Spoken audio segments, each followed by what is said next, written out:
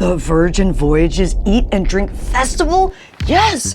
If you're curious, what is it and what is it like? In this video, I'm sharing with you what it's like on Valiant Lady in July 2024. Plus, if you are in a future sailing and have a festival like this coming up, some tips that might help you out to have the best sailing ever coming up. And if you're new here, welcome. I'm Christine Lozada with Where in the World is CL. I make travel videos every week to help you get up, get, and go travel. If you like to travel, consider subscribing. I am so excited to be right now back on Valiant Lady, sailing number 13 with so many of all of y'all having the best time ever. And I just want to give a quick thank you to my travel agent for hooking up so many people with such a huge savings and so much sailor loot. Make sure you check the description for more. But the first thing you need to know, the first thing you need to know is that the Eat and Drink Festival, this isn't the first one. It's happened before and they look different all the time. And the main thing that's happening on this sailing is the Asian market. It's the first Asian market at sea. Let's go take a look at what that's like. The galley is totally transformed, and tonight we are at the Asian market at sea. The first one ever on Virgin Voyages. Super excited. Let's take a look at what I'm eating tonight, but one helpful thing to know is that this is at sea. So in other words, it happens on sea days only. I'm on currently the 5-night Dominican days, which means this only happens on 2 of the nights. We're at sea 2 nights versus next week I'm on a 4-night sailing. We're only at sea 1 night. So on these 2 nights, this sailing, I'm trying to try as many things as possible because one of the best things about it is the selection is huge. They don't just turn 1 or 2 of the food stalls into the Asian market. It's every single spot. And so it's actually really hard to try everything in a single city. And so what am I eating right now? A couple things. One is a bibingka, which is actually something I ate growing up. My parents are from the Philippines. It's a Filipino dish. It's a rice cake with a salted egg and coconut. And then I'm also having a couple of dumplings, but this place is already starting to get so packed because it's 5:30 and it's time to get started. Ooh, what'd you get? Did you get the same thing? You got the same thing. The next thing that's super fun on this sailing is twofold. One is fun hors d'oeuvres. So each of the 6 dining restaurants on board that you sit down at, those all have a really fun Amuse Bouche. And they're all unique and different. And it's just a really nice, fun way to start your meal and see what they came up with for that specific restaurant. But that's another thing that's happening right now. The next really fun thing that's happening is at the test kitchen. And if you're like, wait a minute, which one is the test kitchen again? This is the modern experimental dining.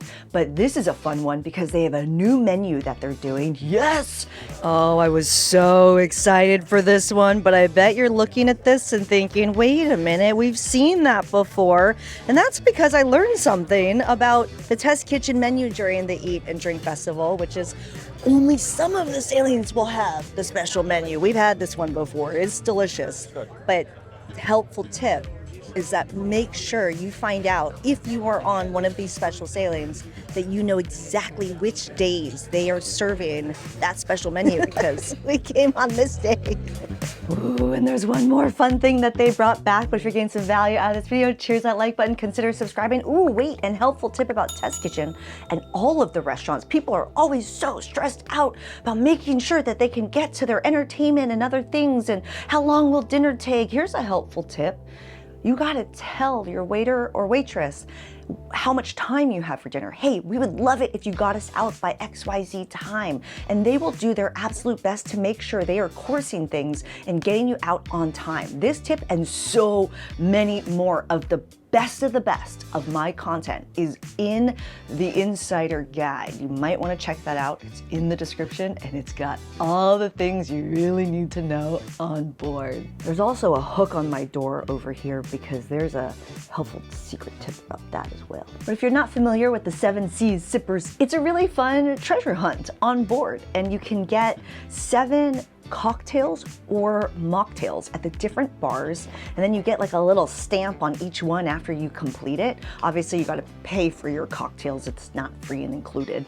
And at the end, you turn it in, and then you're like basically entered raffle style for, you know, fun prizes and stuff. 7 Sea Sippers is another thing that's back on this sailing for the Virgin Voyages Eat and Drink Festival. There are some other really fun things, so let's pull up the app for that. I love the app. I hate the app. If it was a boyfriend, I would totally break up with it and we're never getting back together again. But they are redesigning the app, so that's in progress. But there's some really fun events that are happening, whether wine events or spirited dinner events with like pairings, and all of these are an optional extra charge, but there's just a lot of extra fun food and drink events happening this month. Let's talk about some helpful tips, because if you're not on the July 2024 sailing, but you're like, oh, what about my sailing? Here are a couple things that might help you out.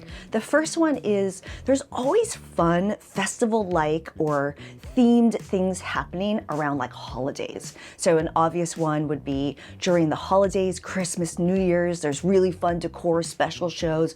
Halloween's another example. We got a ton of people in our Facebook group. Come join us in the Virgin Voyages Facebook group. They're all on the Halloween sailing. I might crash that cruise. But another thing is it's really helpful to go to the Virgin Voyages website and look at the events that are happening by ship. And hold on, I gotta tell you this. Everyone thinks that the ships are different from each other. Nah, you can use the deck plans from one ship for the next because it's all the same, but some of the programming might be different, and it also just depends on how the length of the sailing, etc. But going to the website and looking at it by ship can help you to understand both festival-like as well as entertainment specifically for that sailing, what's available to you. And the next tip I have is early on these things. One of my favorite things about being on Virgin Voyages is there's new stuff all the time. And so, I mean, I thought I sailed a lot. I'm on this sailing with people who've been on this ship over 20 times. And so having these things are really exciting, but it also means that a lot of people are very interested in, and it gets so busy. So making sure you sign up for things in advance. So for any of those classes or workshops or events that we were talking about, making sure you're signing up for them in advance, or even for me at the Asian food market. I mean, a lot of the shots that you saw, I went at 5:28 p.m. before it opened at 5:30 to try to get a lot of these shots for you, because during primetime dinner hour, whew, just busy. But that's because it's really fun. Don't forget to press this button. I'm Christine Lozada. My best tips. Check the description. Get a deal. That's in the description. Be a smart traveler. Come join us in the Facebook group. See you in the next adventure. Ciao.